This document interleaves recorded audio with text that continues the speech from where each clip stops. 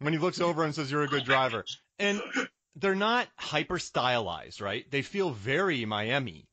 The silk shirts and the blazers. And there's a little Keystone Cops to them at certain points, and I love all their arguments.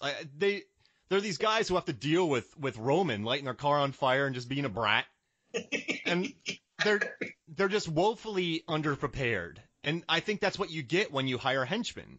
I don't like those henchmen. So as much as I love a Shane Black movie, sometimes I feel like the henchmen in those movies are too stylish. They're the right hand, like Mr. Joshua from Lethal Weapon, or the Last Boy Scout. I forget his name. But yeah, like I don't like it when henchmen are. If it's a mercenary team, I like all of them being tough. But I like the henchmen just sort of being. I love how they're bumbling in this. They're capable. They're scary. They're big dudes. But they're just there to get beat up on by Brian and Roman, and that makes me happy. And you know their names. You know their names. True. And they somehow have gotten involved. Clearly, they had. The way I view it is they knew. You know, they know Cole Hauser. Got to keep calling him Cole Hauser. But I always get this sense like they've known him since grade school, high school. Somehow they've known each other, and all of a sudden it's like they're not good enough to get a job. They're not smart enough to be like a criminal. So I kind of feel like they just kind of fall into, well, it's just like we're loyal. And we're just kind of following him through life. That's how I kind of view, like they're loyal to him, but they just don't have enough skill sets to like get a job or be like rob a bank. they just know who they are. They're just like muscle. We like this is our intellectual and physical capabilities in life, and we found a guy that'll pay us to do it. Exactly. They show up on time every day. I think they're very prompt. They'll probably take direction really well. And I guess in any other case, if they're going to go battle Deborah and Joaquin, they're going to win. But they're up against Brian and Roman, and they're not. I don't think they're used to this. I think they're just used to standing next to him while he puts rats on people's belly and looking tough. It just seems like he's probably protected by the like Argentinians too. So they're just there to sort of be his buds, to hang out with and be his henchmen. But no, I like them, man. They make me laugh. So okay, one real quick. I keep forgetting to do this, but when Brian enters the first race, John Singleton made sure that his car was shooting out steam or exhaust to look like a bull. So Brian was the stud in the race. He was the king. Interesting. Yeah, so watch it again and you'll be like, "Oh wow, like he's the bull. He's the stud." That's interesting. And did John Singleton bring up any points as to why Brian was driving on the right side of the car and everyone else was on the left side? The only reason I felt that was from a visual standpoint. If he's on one side of the car, he could be closer to the window to look at someone. I was thinking that was the reason, instead of a shot that had to go through a passenger seat to see him. Did he bring that up, why he was driving a car? And you and I both have our adventures in driving in Ireland on the right side of the road with the steering wheel on the right. I always wondered why in that opening drag sequence, Brian's car his steering wheel is on the right side. Yeah, they never discussed that. But it's also, I think his first car is a Skyline, so maybe it's just a stylistic choice. Maybe it's a car he rebuilt. Who knows how long he's been in Miami, right? Building his money. So maybe he just built that car up. Noticeable. I figured it was just that opening sequence is so stylized, it's so colorful, and it does separate him. The other three drivers are in the standard left cockpit. Brian's in the right cockpit, so that kind of was a differentiator as well. Maybe there was nothing more to it than that. Just a style. It could be a psychological thing. You know how sometimes they'll put actors in power colors, and then they'll do that. So maybe it was just sort of a way to differentiate the hero from that. And before we go to break, I just want to talk about one scene when Roman and Brian are just stomping on Roberto. I love that. I think it's Roberto. They're just stomping on him. And yeah, John Singleton though says that when he showed the movie in different audiences, they loved it because Brian and Roman just went full street on the guy and they just kicked him for about 45 seconds. Like that's like a classic Like, you'll see that on the street. Like, that's street fighting right there, just stomping a dude. And there's an extra, like, when you think the fight in movie terms would be over, that fight doesn't end. There's like another 10 seconds where you think, like, you see, like, what you think is the final haymaker movie punch that puts someone out cold. That doesn't. They keep, like, then they start kicking him. Like, it's deliberate. They added on, like, another 20 seconds of them just like, stomping on the guy. So I guess in audiences, they just love seeing that. Because I'm telling you, it's little touches like that in this movie that people really took to. And I think, I don't know, I guess as a critic who's never stomped on somebody, you don't really pick up on that. But no, hey, so how about this? Let's take a quick break, and then when we come back, we will talk more Too Fast, Too Furious. We'll be right back. Welcome back to Movies, Films, and Flicks. And I have a surprise for you, Sean. We're going to do a Tyrese draft. All right? We're going to do a Tyrese Gibson movie draft. Okay. So we're each going to pick 5, and then you can vote on it the day after this episode comes out. So we're going to draft Tyrese Gibson movies, and then we are going to vote on them on MFF. So, Sean, since I just dropped this on you, I'm going to let you have the first pick. So we're since you're springing this on me, this is Fast and Furious Tyrese movies. Or okay. All of them. Any movie that he's been in. Not the first one, so yeah. We can't.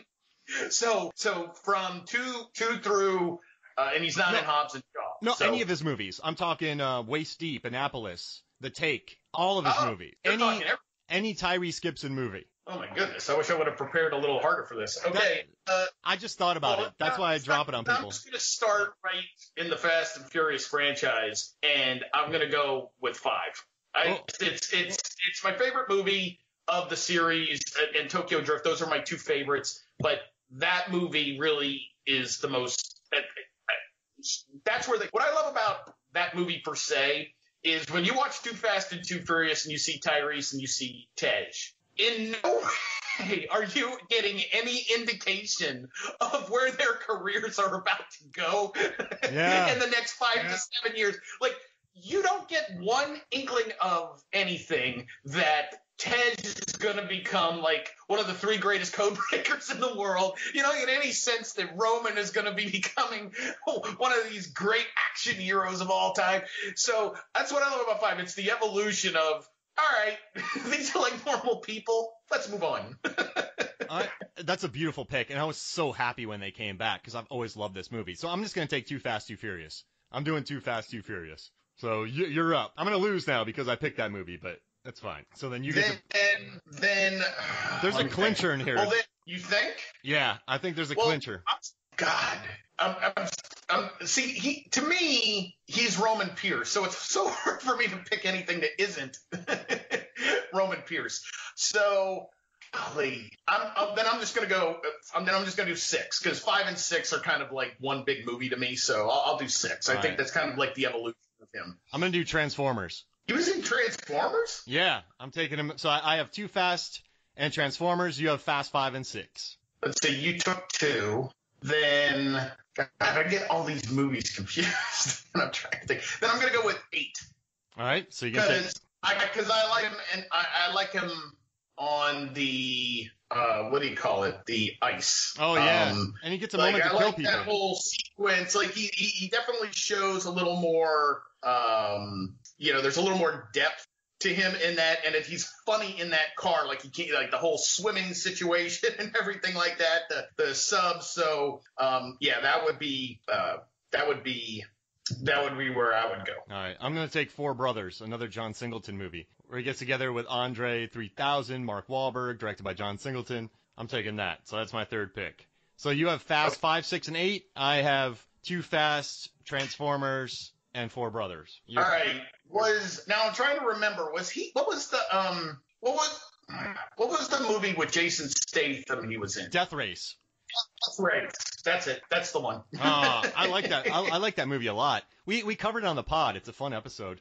I dig it. All right, so you got Death Race. I'm gonna take Baby Boy because that's all him dealing with Ving Rhames, which always makes me laugh. So I'm gonna take Baby Boy for my 4th pick. And then, if you took the first Transformers, then I'm gonna take the last one he was in, which was just a horrible movie in every way, but he was great. Transformers: Dark of the Moon.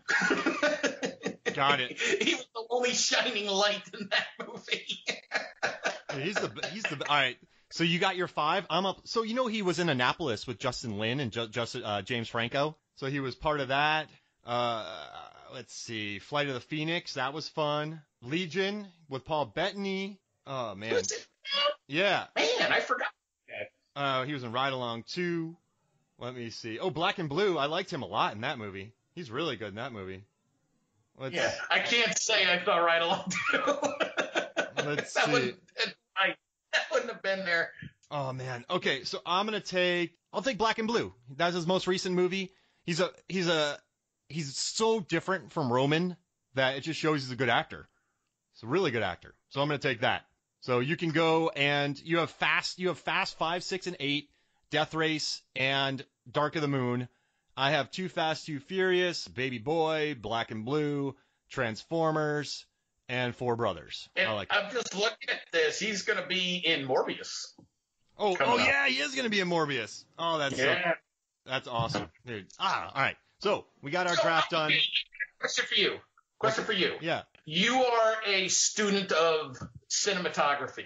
Is there a movie you have ever seen that, in the history of films, that is better than Too Fast, Too Furious, with shots of just eyes and eye reactions, than Too Fast, Too Furious? It's amazing that you asked me that, because in the commentary, John Singleton said that he wanted the Lee Van Cleef good, the bad, and the ugly shots.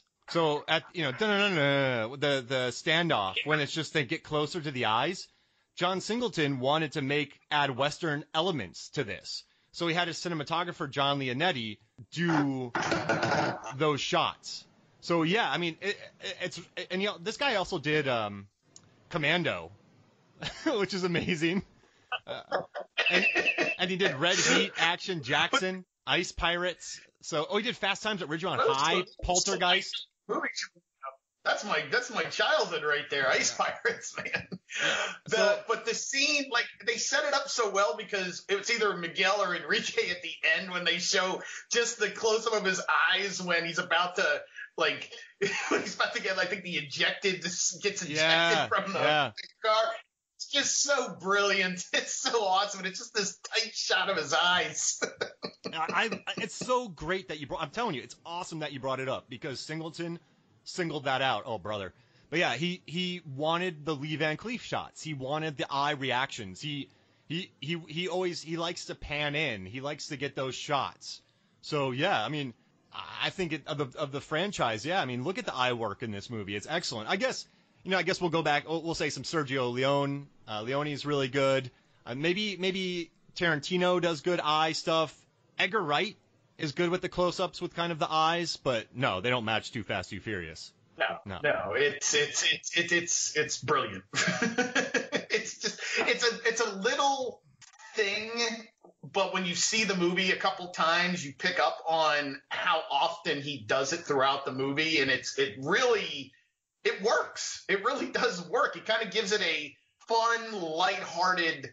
It captures the lightheartedness of it a little bit because the reactions, some of them are really like over the top.